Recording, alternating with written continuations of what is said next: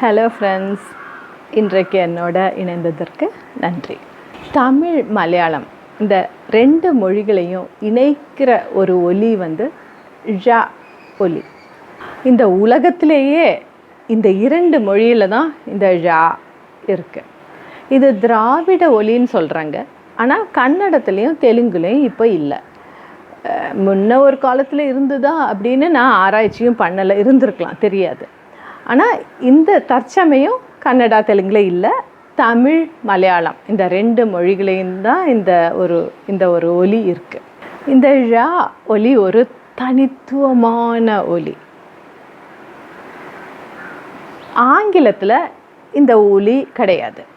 நம்ம ஆங்கிலேயர்களுக்கு இது உச்சரிக்கலை. அவங்க ட்ரை பண்ணாங்களா அது எனக்கு தெரியாது. அதனால் என்ன பண்ணிட்டாங்கன்னா, தமிழை அந்த பல வார்த்தைகளையும் ஆங்கிலிசைஸ் பண்ணிட்டாங்க, ஆங்கிலத்துக்கு கொண்டு வந்துட்டாங்க.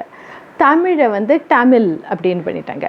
பழனி, இப்போ கோழிக்கோடு கேரளாவில் உள்ள மாநகரம், அதில் கேலிக்கட் அப்படின்னு அவங்க அவங்களால உச்சரிக்க முடியாதெல்லாம் ழாவை ஆங்கிலிசைஸ் பண்ணி எல்லா அப்படின்னு ஆக்கிட்டாங்க.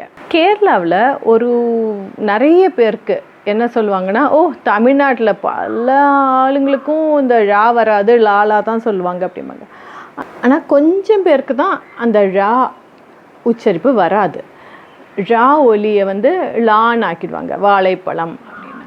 இப்போ நிறைய பேருக்கு ழா ஒலி வந்தாலும் அவங்க தமிழ் சொல்ல மாட்டாங்க, தமிழ் அப்படின்றாங்க. இந்த ழா நம்முடைய தனித்துவமான ஒலி. நம்ம மொழியிலேயே இருக்க மொழி தமிழ், இதுலேயே ழா இருக்குது. அதனால் ழாவை விட்டு கொடுத்துடாதீங்க, ழா சொல்லுங்கள். அதே போல் நம்ம சிலவங்களுக்கு இது நல்லா ப்ராக்டிஸ் பண்ணால் தான் வரும். வயசாகும்போது கொஞ்சம் இந்த ஒலி கொஞ்சம் நல்லா ப்ராக்டிஸ் பண்ணணும். நிறைய டங் ட்விஸ்டர்ஸ் இருக்குது. அதாவது கிழவன் கீழே விழுந்தான் அப்படின்லாம் இருக்குது.